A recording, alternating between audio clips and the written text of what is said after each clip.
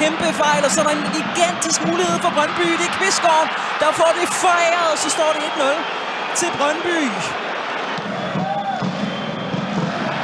Suzuki mister bolden, og Chauri hammer den ind til 1-1.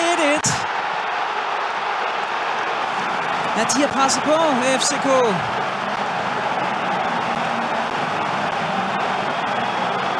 Og nu fik de også fuldt udbytte.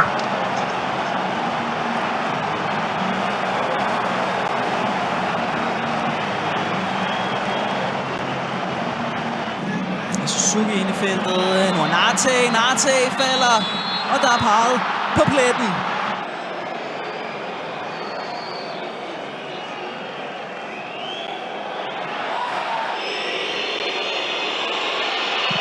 Og det er stille og roligt lagt ind. Og så er de foran Brøndby IF med 2-1.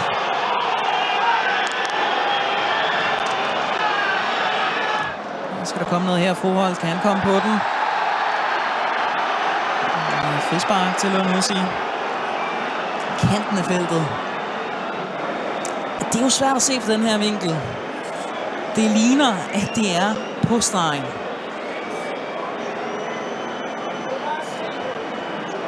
Det skal være en klar tydelig fejl.